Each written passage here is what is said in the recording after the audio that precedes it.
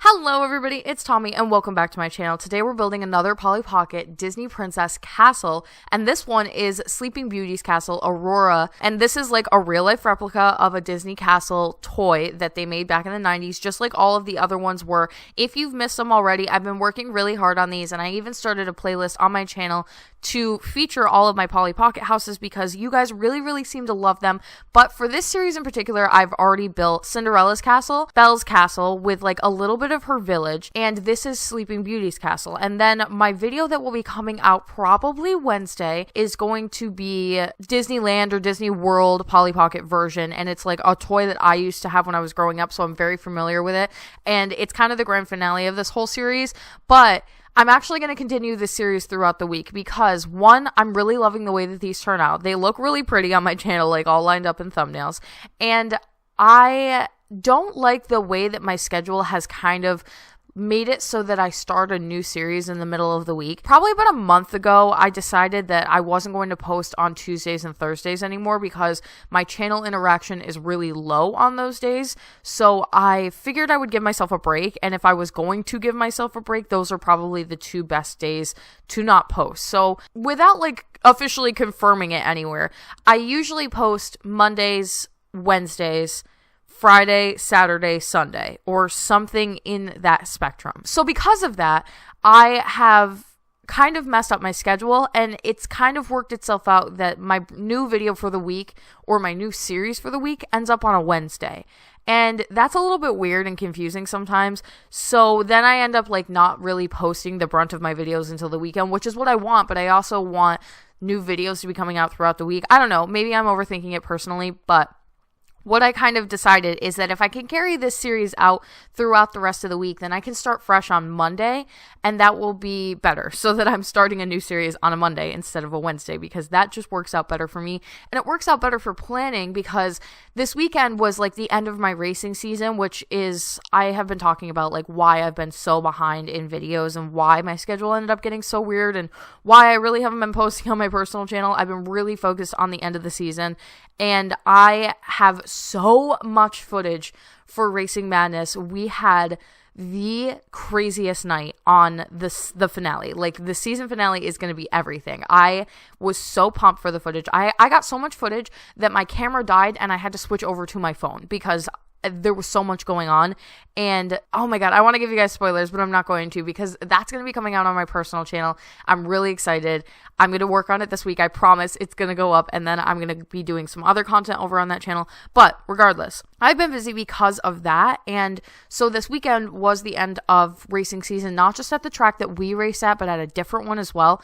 And Nate and I made the drive down to Maine to go watch that last like end of the season thing. But the thing about that track, and this is like, I mean, this is probably going to get a little bit complicated, but I do want to talk about this because this is something big that's like happened in my life that is going to matter more down the road to me. So there was this racetrack that Nate and I went to when we were like growing up. We've been together since we were 17. I'm going to be 23 this year. So ever since our relationship started, we have always gone to this racetrack together. It was our thing. Even when friends were like coming and going and we weren't sure and we were having horrible days or we were fighting, like we always went to the racetrack on the weekends. It was like our home away from home. It kept me from moving out of the East Coast at multiple points in my life. And I loved it. Like, there was nothing that would take away all of my anger and sadness faster than being at that racetrack. And I've been there in many capacities. I was there as a spectator. I've been there as a driver. I've been there as somebody who helps on a pit crew, and I loved every single branch of it. And I would have gone to that track till the day that I died, and I would always talk with Nate about how someday we were going to bring our kids here and they were going to love it as much as we loved it. And we just had big dreams. So I'm kind of sad to say that over the past year, the person who owns that racetrack has really done their best to destroy it. And the rumor, if you want like the real tea, the rumor is that the person who owns that racetrack is under legal investigation. So the reason that I know that is because I if you like watch this channel for a while, you know that I went to school to be a police officer. So I actually went to like work at a police station, and I worked there for half a school year. And when the allegations came through the door of the things that he was being trialed for, I was working there. So I got firsthand information on the situation. It ended up becoming public later, which is why I can talk about it now. So a lot of people say that the rumor is that he had to, there's either two things going on.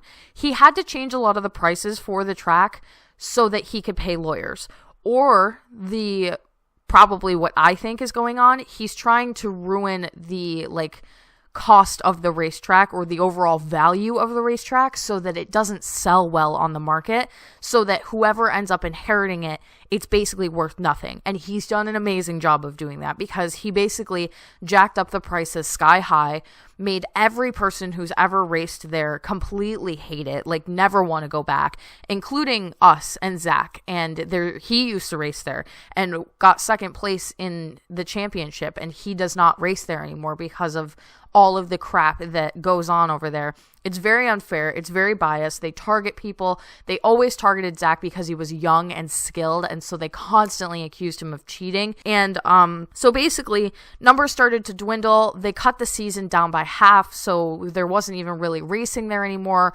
There were 4 weeks this year where it rained out, which meant there was an entire month where no racing happened at that track at all. And I heard directly from one of the employees that the track owner actually stopped paying employees and would literally write down on a piece of paper when they came through the door and when they were working. And if there was nobody like ordering food or they weren't walking around or doing anything, he would write down their name and write down the times that they weren't like moving and not pay them for that time, which is super illegal if you didn't know.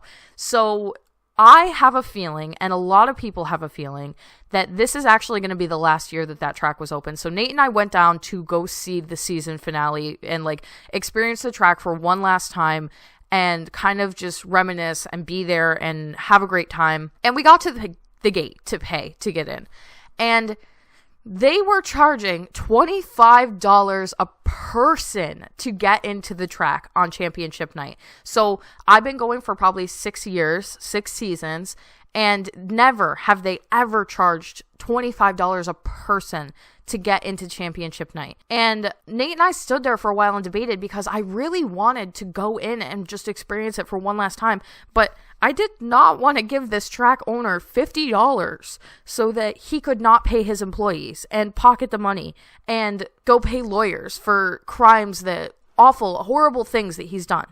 And so we were just like standing there, and I was so mad and so frustrated because I just wanted this one last moment with something that brought me so much joy, and I didn't get to have it. And we ended up leaving because I could not get myself to pay the money to somebody that I knew was just going to take it, like that was charging more money than he ever needed to, because he knew that this was probably going to be the last night. And it's not been announced yet. I'm sure it will be. I will let you guys know when it does get announced. But there's a rumor that they're actually like coring out the parking lot to see if they can build apartments there. So I am very positive that that was the last night. And I feel like I lost a piece of myself, as weird as that sounds, because it's just such a sad thing to let go of something that brought me so much joy for so many years. And I have found joy at the other racetracks that I went to, but that track is like memories and friends and sitting there with like our big group of friends and just laughing and having the best time. And it was a part of my life that's now like gone forever. And it's a little bit sad, you know, like that happens to, I mean, anybody. Like at any point in your life, you can experience kind of a loss of something that is not going to be there anymore, and it changes your life forever. And it happened to me this past weekend, and I was actually going to vlog the whole thing, but I didn't end up vlogging because we didn't stay, so there was no point in making the vlog. But it was kind of bittersweet and sad, angry about the whole thing, just because it didn't have to go down this way, but that's how it's going down.